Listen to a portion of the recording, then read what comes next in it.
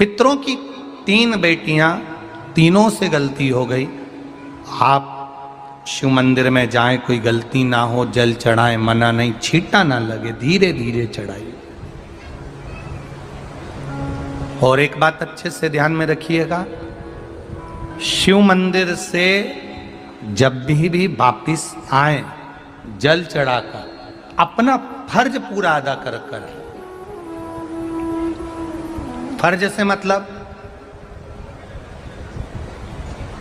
जब शिव मंदिर से वापिस आए, जो पत्ती, बेलपत्री, फूल शिव जी पे चढ़े थे वो नीचे शिवलिंग पे से नीचे गिर गए हों। एक शिवलिंग रखा है, लाना मिट्टी वाला, लाइए जरा उठा के। अब छत्तीसगढ़ में कथा चल रही, थोड़ा ध्यान से सुन लोगे एकांतेश्वर शिवलिंग का पूरा वृतांत। तो आप लोग जो पशुपति व्रत कर रहे हो या कोई भी उपास करते हो, कई लोग कहते हैं हमने करा नहीं हुआ। क्यों नहीं हुआ? उसमें हमारी गलतियों को हमें छाट। ये देखिए,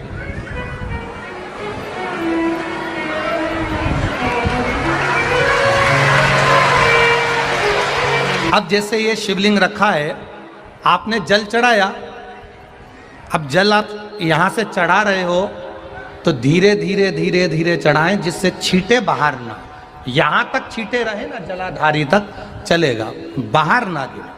और एक बात का स्मरण रहे, यदि बेलपत्री, फूल, पत्ती जल चढ़ाने के बाद ये सब अगर नीचे गिर जाए, जलाधारी पर गिर गया या नीचे उतर गया, तुम्हारा पूरा जल चढ़ जाए, तुम्हारे पास में चंदन नहीं है, अबीर नहीं है, गुलाल नहीं है, कुछ भी नहीं हो, तो भी अपने हाथ की 3 उंगलियों से रेखा 3 खींचकर और फिर जो माला आदिकादिक भगवान की रखी थी, उसी से भगवान का वापिस पूरा श्रृंगार कर कर फिर वापिस आइए, भगवान को पूर्ण श्रृंगार।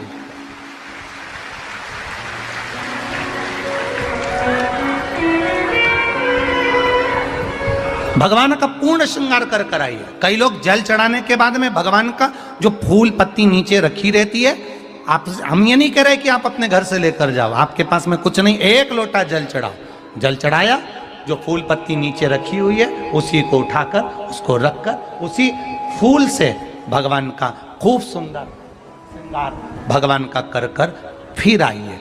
क्यों? शिव का जब हम श्रृंगार कर कर आते हैं, माता पार्वती जी ने देव अधिदेव महादेव का श्रृंगार किया है, आप लोगों के स्मरण में होगा।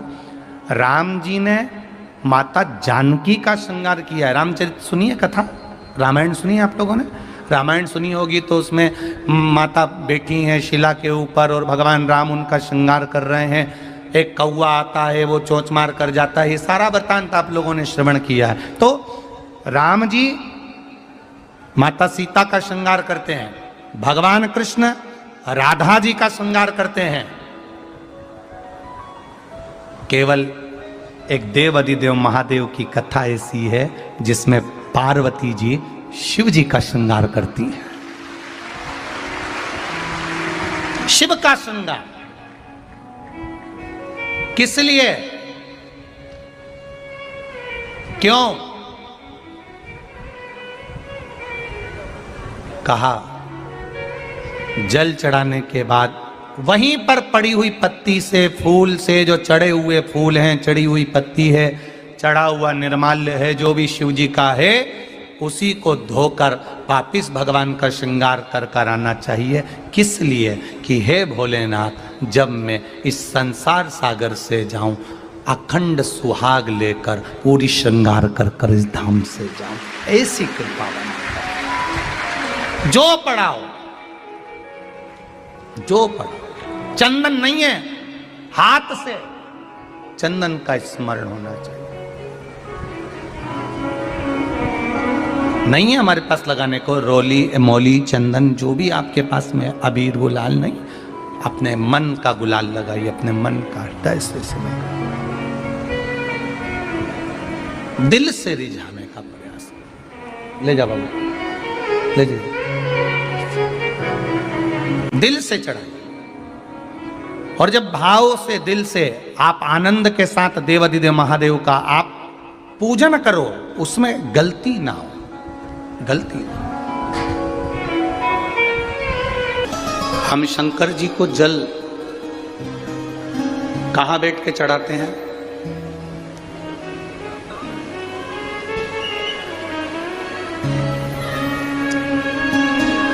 बोलो बोलो, जन्म के बोलो जरा। वैसे तो जो शिवलिंग होता है उस शिवलिंग के आसपास कहीं पर भी बैठ जाओ जहां से जल बहता है, बस उस स्थान को छोड़कर। पर विशेष जल चढ़ाने का स्थान कहां से बताया गया? उत्तर की ओर मुख कर। हमें दक्षिण में बैठना है, उत्तर में मुख करना। उत्तर की ओर भगवान शंकर की जलाधारी, जलाधारी से मतलब है जो शिव जी का चढ़ा हुआ पानी जो बहता है वो उत्तर की ओर जाता है। तो हम कहां बैठते हैं? बोलो बोलो जम के, दक्षिण की ओर। मान लो शिव जी का पानी इधर जा रहा है तो तुम्हें इधर बैठना, शिव जी का पानी इधर जा रहा है तो तुम्हें इधर बैठना। वैसे तो शंकर के शिवलिंग के आसपास कहीं पर भी बैठकर पूजन कर सकते हो, पर विशेष कोई कामना होती है, विशेष कोई मनोकामना है और आपका दुख जब कटता नहीं है, आप हार जाते हो, तब उस समय पर दक्षिण में बैठकर जहां उत्तर की ओर मुख कर कर भगवान देवाधिदेव महादेव को जल समर्पित किया जाता है। उत्तर दिशा में ऐसा क्या है कि शंकर जी का जल उत्तर की ओर जाता है?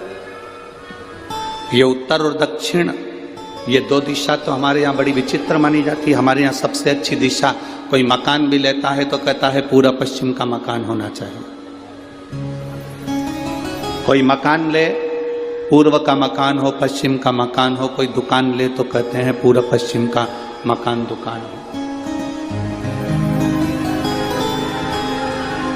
पर मेरा वो घरदानी तो उत्तर दक्षिण का आनंद लेता, उत्तर दक्षिण। ऐसा दक्षिण दिशा में ऐसा क्या है कि शंकर जी का चढ़ा हुआ जल दक्षिण में ही जाता है? यहां तक शिव महापुराण की कथा कहती है, मान लो आपके घर में छोटा सा शिवलिंग है, आपके घर में छोटा सा शिवलिंग है, उस शिवलिंग को आपने थाली में रख लिया। थाली में रखने के बाद में गूंज रहा है आवाज, थाली में रखने के बाद उस थाली में शिवलिंग को रख लिया, आपने उसको स्नान कराया। थाली में भी अगर शिवलिंग रख रहे हो तो उस शिवलिंग का जो दिशा है वो उत्तर की होना चाहिए। भले आप मंदिर में पूरा पश्चिम में बैठे हो, आपके घर का मंदिर तो पूरा पश्चिम में ही होगा। आपके घर का मंदिर कहाँ होगा? पूरा पश्चिम में। पर शिवलिंग की दिशा कहाँ रखना है? उसकी जलाधारी की दिशा कहाँ रखना है? जम के बोलो जरा, उत्तर में। आप मंदिर में पूरा पश्चिम में बैठो, आपके घर के मंदिर में आप पूरा पश्चिम में बैठ के पूजन करो, क्योंकि आपका मंदिर पूरा पश्चिम ही होगा। ऐसा कोई घर नहीं जिसके घर के अंदर मंदिर पूरा पश्चिम में नहीं है। आप पूरा पश्चिम में बैठो, पर शिवलिंग को थाली में भी रखो तो उसकी जलाधारी उत्तर की होना चाहिए। आपने अगर स्नान कराया है, शंकर भगवान के शिवलिंग का जल जो आप लेकर जा रहे हो विसर्जन करने के लिए, शिवलिंग का चढ़ा हुआ पानी जो भगवान को हम घर में स्नान कराते हैं, भगवान को घर में नहलाते हैं, स्नान का जो जल होता है उसको हम ले जाकर जब वृक्ष में डालते हैं, उस समय पर शंकर का घर में चढ़ा हुआ जल जब हम ले जाकर उसको डालते हैं वृक्ष में, अगर आपका ध्यान उत्तर की ओर है, आपका मुख उत्तर की ओर है, भले आप जल डाल रहे हैं पर मुख यदि आपका उत्तर की ओर है तो आपकी मनोकामना पूर्ण होती ही है, ये निश्चित है। मित्रों, अगर वीडियो अच्छी लगी हो तो वीडियो को लाइक करें, शेयर करें, कमेंट करें और अगर चैनल पर पहली बार आए तो चैनल को सब्सक्राइब करने के बाद बेल आइकन दबा दें ताकि आने वाली वीडियो की नोटिफिकेशन आपको तुरंत मिल जाए। वीडियो देखने के लिए धन्यवाद।